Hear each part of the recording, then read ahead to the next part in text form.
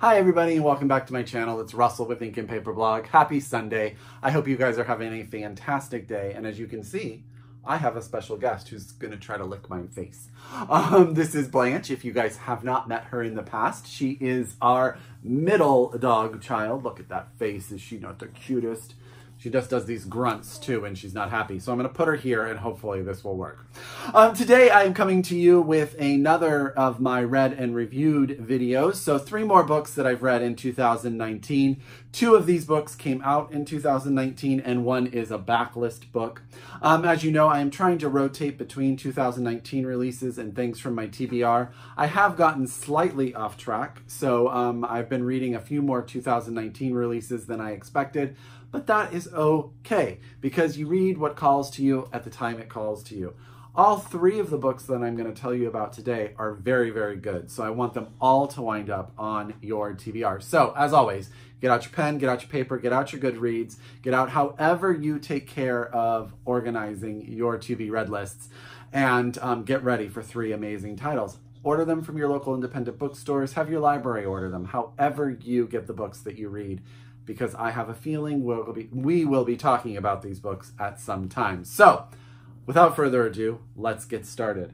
The first book I want to talk to you about is a release that came out in February, and that is The Last Romantics by Tara Conklin. I think the biggest compliment that you can give an author is I had never read Tara Conklin before this book, and the minute I finished it, I went to the bookstore and bought her first novel, The House Girl, and I am super excited because I really loved The Last Romantic. Now, The Last Romantic starts with a woman who is, I think she's 102 years old when the book starts, and she is a poet. She is a famous poet, and she's sort of giving a lecture, her final lecture about her most famous poem. And we're in the future. We're in the future. Something is going on, and you learn about it through the book, so I don't want to spoil that. But basically what we have is we have this lecture where she's talking about her work, and a young woman comes up to ask a question at the end. Her most famous poem ends with the name Luna, and it turns out that this young woman is named Luna.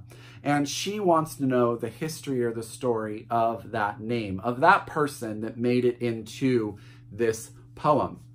And what this does is it invites the narrator, this really amazing woman who you will get to meet throughout the entire book, to tell the story of her family. And what happens is we sort of flash back, and I apologize, I'm not great on years here, but we go back to her youth when she is a young child.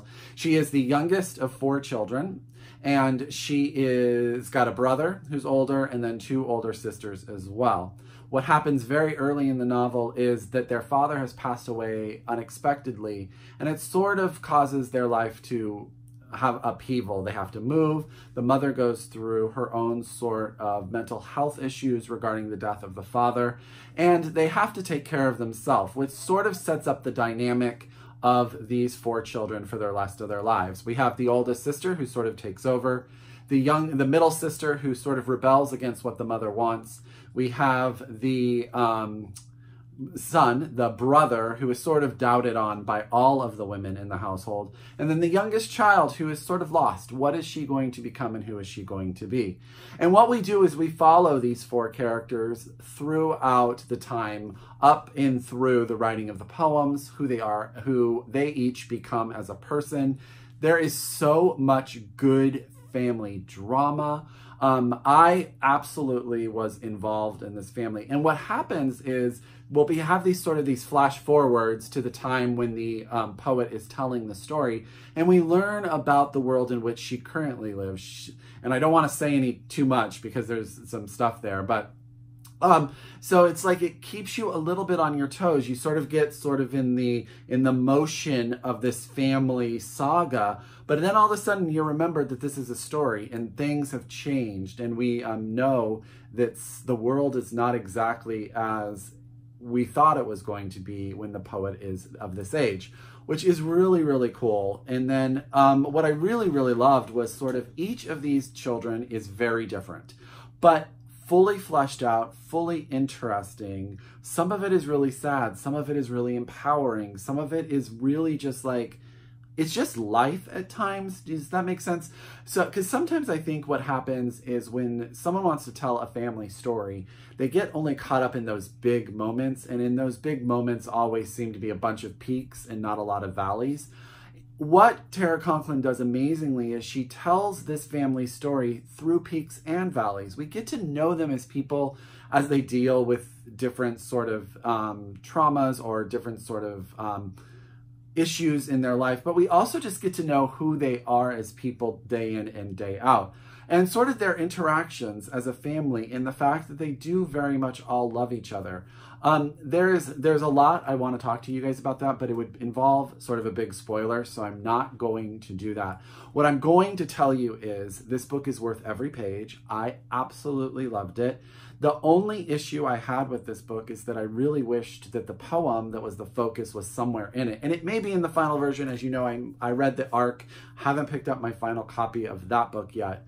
But I will just say that is such a small piece to a very accomplished, very intriguing, very interesting, just great book about family dynamic.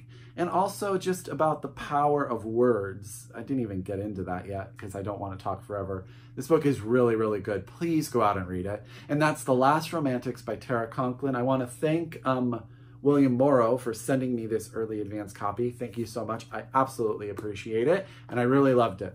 Okay. The next book that we're going to talk about is the backlist book. And I actually am just going to sort of show you guys this in pieces.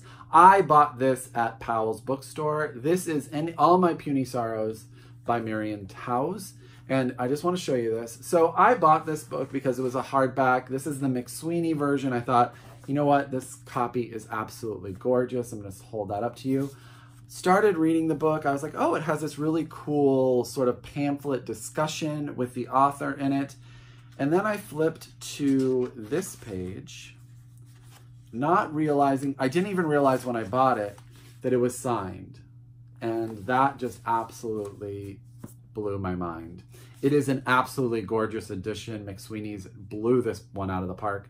I am going to be doing my darndest to see her. She's going to be in conversation with Lydia Kelsing of the Golden State at Green Apple Books on the Park. I want to say on May 2nd at 7:30.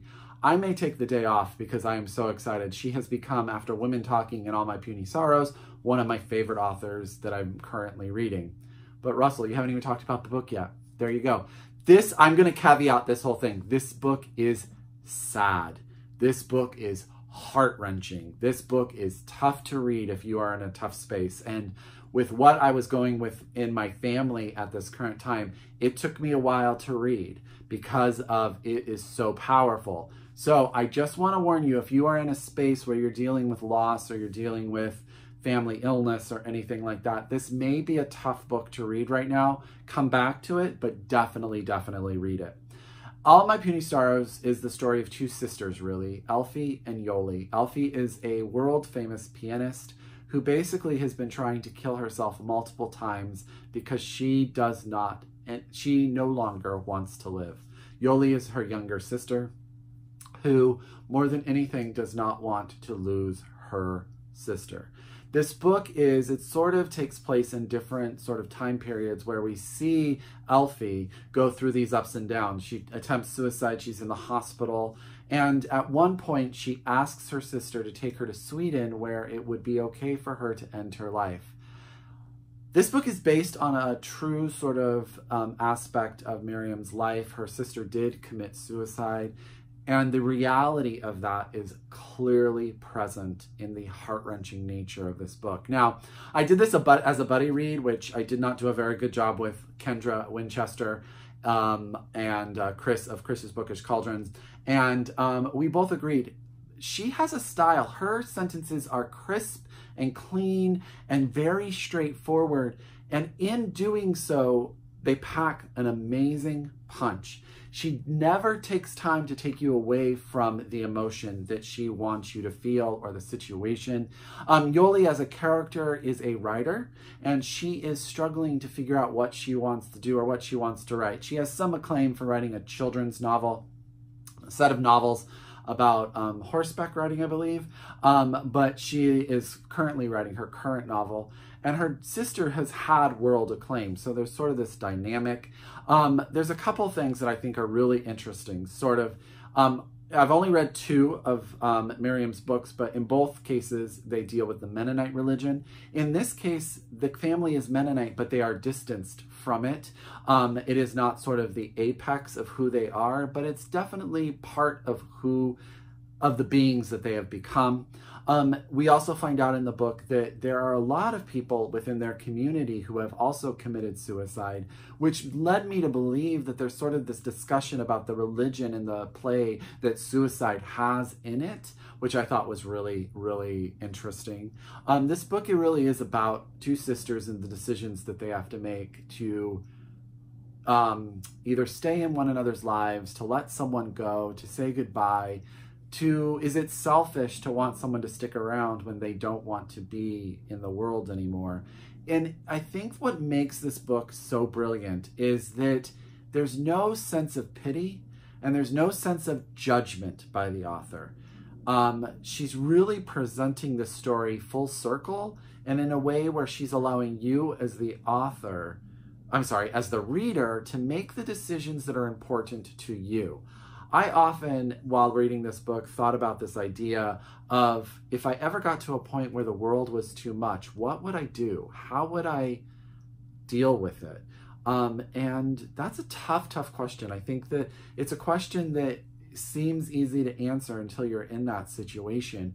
And she's just a freaking amazing author. Now, again, I go back to what I said in the beginning. This is not a book if you do not like dark. This is not a book if you are in a place where you can't handle sad and dark. But to me, this skyrocketed into one of the best books I have ever read in my entire life by an author who tackles a subject of such heaviness with a skill that is just light and brilliant and evocative and poignant. So I don't know if that makes any sense, but I hope all of that makes you want to read All My Puny Sorrows by Miriam Toews. I think it's a masterpiece. Okay, so let me try to get this back in the box before I move on to the next book. The last book that I'm going to tell you about is, it also came out in February, or did it come out? Yes, it also came out in February. And that is The Care and Feeding of Ravenous Hungry Girls by Anissa Gray. This came to me from Berkeley Books, so I want to say thank you very much for this early copy, and that cover is absolutely fantastic. This book is also very, very good, but I have a lot to say on it. This is the story of 4 siblings again. Oh, that's interesting now that I'm putting these all in one video. We have a family that has 3 sisters and 1 brother. At the beginning of the book, we find out that the mother of the family, again, has passed away, and that the older sister has really taken over raising her younger siblings. This is an African-American family in a small town in Michigan, and the father becomes rather absent at one point. He goes out to be sort of like a traveling minister, and he has a very heavy hand. He has a very dark, sort of ominous specter over the life of these children. At the very start of the book, we find out that the oldest sister, Althea, is sort of the one who raised everyone. Her and her husband have been put in jail due to a crime they commit. I'm not going to tell you too much about it, but it is a crime where they affect the community in which they live in, and the community turns on the family, and they are put in prison for this crime. Most of Althea's sections are told while she is in prison. Oh, I should say that. The sections rotate between the 3 sisters, Althea, and Viola and Lillian. Lillian is given charge of Althea's 2 daughters, Kim and little Viola is named after her mother, and the youngest daughter is also named after Viola, and I apologize, I can't remember what they call her, but Lillian is in charge with that. For some reason, the minute I read Lillian's section, I could not get Octavia Spencer out of my head. So I've already got the movie slightly planned in my brain. I have Janelle Monáe playing the Viola sister. Viola is an attorney dealing with her own set of psychological problems. She deals with an eating disorder. She is just broken up from her marriage to her wife, I think of 13 years, when her sister is put in prison, and it takes her a while to get back to help the family. As you can imagine, the young daughters are a big part of this book. It's really about how this family deals with not only their history, but also with how this changes the family's dynamic within the city in which they live. I think Lillian as a character, she has sort of this OCD type of personality. She wants to take care. She seems like an amazingly great person, but did she ever take the time to take care of herself is sort of the question you get at the beginning. Viola is a person who wants to figure out what her place is. Her relationship is falling apart. She has to deal with her own mental illness and her eating disorder and how that affects her. And then you have Althea. Oh, you know what? There is sort of a third narrator. Her husband, Proctor, sends Althea letters while they're in prison, which are which are written to her by him. So he sort of narrates some of the discussion regarding the family dynamic. It turns out Althea has been rather tough on her oldest daughter, rather tough being sort of a nice way of putting it, and favored her younger daughter greatly. Althea struggles with who she grew up to be. And it's really about how this family comes to terms, how this event, this putting in prison of these two, and changes everything about who they thought they were and who they think they can be. The daughters struggle with a lot of things. Lillian has to do a lot of parenting for a person who has never been a parent, and that's very difficult. Althea has to come to terms with what it means to now be seen as a criminal when she really was sort of the apex of the society in which she lived. Yeah, no, it's really good. All three sisters are really well thought out. The plot is really driving. The oldest daughter, Kim, her sort of struggles with the community and how they treat her because of the acts of her parents it's really well done. Here's my only caveat, okay? This is why this is like a 4-star read and not a 5-star read. And I won't say that it's hard. It's not that I have to like every character. But Althea as a character, as a woman put in prison, is very unlikable to me. And as she grows throughout the book, which she does, my sympathy for her was a struggle. And didn't really come to fruition. I could have used, she was a little bit flat to me in that she clearly, Anissa Gray, had her as a stand-in for this idea of how a person can go from one place in society to another and how that changes family dynamic. And unfortunately for me, she never quite rounded out. Lillian, absolutely. Lillian was multidimensional. She was a person that I could see from all different angles. I felt for, I got angry at, I loved. Oh, I have to say, her ex-mother-in-law is a little Chinese woman who is like, I think in her 90s. Fantastic, fantastic character. Just has sort of that wisdom, but also sort of that gumption. She just would add a smile to my face as the book was going on. Viola, also a character I felt really well-rounded. I knew who she was. I knew who her relationships were. Althea, and it could be because of what happened to Althea, having to raise her family and sort of skipping her childhood, that could have made her this closed-off person. Actually, now that I sort of think about it more as I talk about it, I'd say that maybe that is it. I just struggled with a connection to her, but not in a way that I would say that that affected any way my sort of love and enjoyment for this book. I think this is a great book. I think it's a great debut novel. It's not unproblematic, but it definitely has a lot to say and was really interesting and really well written. And I could see this. I could see this visually. I could see this family. I didn't even get into the brother. The brother takes a lot after the father, has had some issues and comes back. He is now a preacher, and he has sort of this sense, this third person sense that he's going to come in and save everyone. And the sister's dynamic with him is really interesting. I don't want to give that plot point away, but it's very, very... It's part of what rounds Lillian out. So there's a lot there. There's a lot to say. This is an excellent, excellent debut novel. So that's The Care and Feeding of Ravenously Hungry Girls by Anissa Gray. It is out now. You can get your hands on it, and I highly recommend it. So that is 3 novels. Let me see if I can get them up here so you guys can see. 3 excellent, excellent books that I read recently that I wanted to tell you guys about. All of them, I hope, make it onto your TBR.